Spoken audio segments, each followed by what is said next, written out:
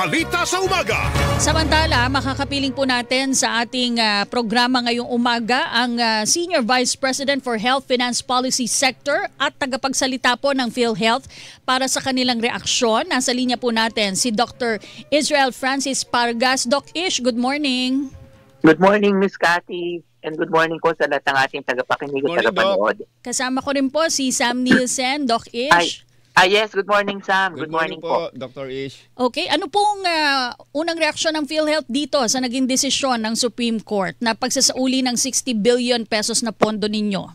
Well, we welcome, of course, the decision of the court, just as kung ano yung ating mga sinasabi dati pa, na kung ano man magiging desisyon ng mga korte ay malugod nating tinatanggap. So, ito ay isang masayang desisyon para sa atin at tayo ay nagpapasalamat sa kataas-taasang hukuman. Noon po, ang dahilan po ng gobyerno kaya po ito inilipat sa National Treasury ay dahil hindi daw po nagagamit yung original nga 90 billion, di ba, Doc Ish? Hindi daw po nagagamit ng PhilHealth yung pondo. Sobrang pondo daw. Ito po ba talaga ay hindi nagagamit ng PhilHealth? Well, hindi naman po sa hindi nagagamit. Tayo lang ay merong mga priorities at yung pong ating pagpapatupad ng programa ay patuloy nating ginagawa. Kaya nga kung makikita po ninyo, kahit nung ito ay nailipat na or naibigay na natin sa gobyerno, ay patuloy pa rin tayo ng nagpalawak, nagpaganda ng ating mga serbisyo. Hanggang ngayon, tuloy-tuloy po natin yung ginagawa.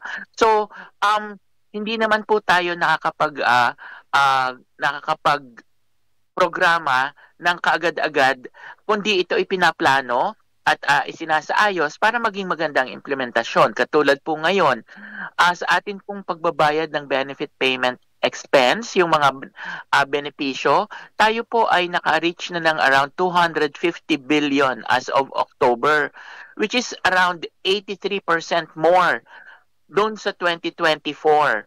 So kung makikita po ninyo, kahit po tayo ay nakuhanan noong 60 billion, ay patuloy po nating pinaganda at pinalawak ang ating mga benepisyo. Ibig sabihin, Doc Ish, wala talaga epekto, no? Kahit mawala sa PhilHealth itong 60 billion pesos, ganun ba? Well, meron naman din po because of course, nabawasan ng ating pondo para sa ating mga programa, pero ang sinabi rin po natin sa PhilHealth noon na we have enough funds to support our program. At yun na nga po, patuloy din po nating inayos yung ating ilang mga proseso, yung ating mga collection system para po matustusan yung mga pangangailangan at para po masustain natin yung ating program. At ngayon, Doc Ish, magandang balita, ibabalik sa inyo yung 60 billion pesos na supposedly itatanggal sa pondo ng PhilHealth po. Ano pong magiging magandang epekto naman ito para do sa mga miyembro po? Well, actually, dalawa po yung nakikita ko na major effect niya. No? One is, of course, it will make sure na sustainable ang ating program at mas makakapagpalawak pa tayo at makakapagpalawak at makakapagpaganda ng ating mga benepisyo at makakapagsaayos ng ating mga serbisyo. No? Second is also, it will actually pose as a challenge also for the corporation kasi kailangan nating tapatan ng tapat na serbisyo yung pera na ibinibigay sa atin kasi dapat nating mapatunayan na yung bawat piso na ibibigay sa ating pera ay may kaakibat na benepisyo at serbisyo para sa kalusugan ng mamamayan. Ibig sabihin yan, Doc Ish, makakaasa rin po ba yung mga miyembro natin na medyo, alam, kasi kailangan talaga magtaas din, nagtataas talaga ng premium contribution, ano po, Doc Ish, pero matatagalan marahil dahil mas malaki ang pondo po ngayon ng PhilHealth, Doc Ish.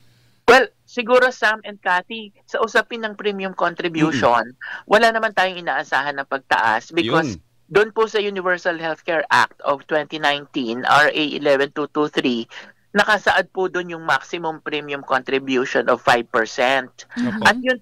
At yun pong 5% na yun ay na-reach na natin noong 2023. So wala po tayong inaasahang pagtaas ng premium. Actually, ang usapin nga po ngayon, di po ba sa Kamara at sa Senado is yung pong amendment sa batas ng UHC na kung pwede ibaba yung premium contribution.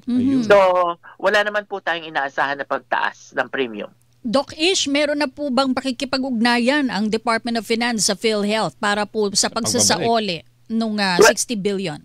Well, bagong-bago pa lang po yung desisyon, kahapon lamang. Actually, hindi pa nga po namin nare-receive yung kopya through the announcements pa lang. And siguro po ay sa lalong madaling panahon ay magkakaroon ng pag-uusap kung paano magiging mekanismo ng pagbabalik ng pera na ito from the National Treasury to us, because ang sabi ng hukuman is it's immediately executory, although of course meron pa pong proseso na i-review ito ng Solicitor General. Ito pong desisyon na ito ng Korte Suprema, ito po yung mga nais talagang marinig nung mga Pilipino, siyang mga contributors at miyembro ng PhilHealth. Doc Ish, aasa po ba kami na mas gaganda pa yung packages, mas tataasan pa yung mga mababawas sa mga hospital bills? Yes, opo, Miss Cathy and Sam, no? Actually, we are pivoting now our priority to the primary care. Gusto po natin kasi na yung ating mga miyembro, ang bawat Pilipino ay ay malayo sa sakit. Kung kaya't pinapalakas natin yung ating primary care, yung tinatawag nating YAKAP program. Kung saan meron tayong libreng konsultasyon, libreng gamot na dun nga sa gamot, Cathy and Sam, dati 21 drugs lang, ngayon 75 drugs na yung libreng makukuha at nag-aalat tayo ng maximum of 20,000 pesos per year per member. And then, of course, may libreng diagnostics. And soon po ay ipapatupad na rin natin yung mga libreng anti-screening or cancer screening. Cancer screening tests, especially for breast, for liver, for lung, and for colorectal. And hopefully, madagdagan pa po siya. So, ang ninanais natin dito is bawat Pilipino nakaregister sa ating YAKAP Clinic at lahat tayo ay matutugunan ang pangangailangan para malayo sa sakit. Doc Ish, naalala ko lang kasi meron tayong zero billing program, tama po ba? Yes. Opo. But the zero billing is basically a program of the Department of Health. So walang walang koneksyon dito sa maganda balita na ipagbabalik po ng 60 billion pesos fund. Meron din, Sam. Because yung pong zero billing ng Department of Health ay mag-i-effect lang kapag nakaltas na yung mga necessary deductions like yung discount ng senior citizen, PWD, at yun pong PhilHealth. So kung mataas na ang case rate or ang pakete ng PhilHealth or yung benefit ng PhilHealth, konti na lang yung idadagdag for the zero billing ng Department of Health.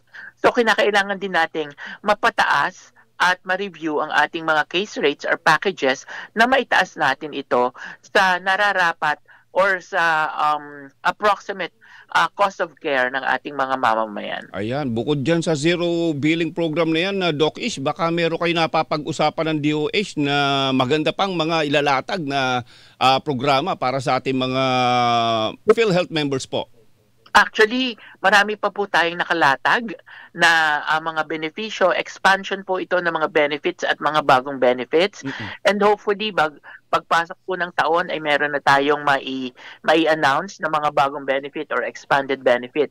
Sa ngayon po ay nire-review din kami ng ating mga proseso at sistema para po mas mapabilis at mas mapaganda ang ating serbisyo para po masagutan natin yung ating mandato para sa isang mabilis, tapat at mapapagkatiwalaang PhilHealth. Doc Ish, maraming salamat po sa inyong panahon.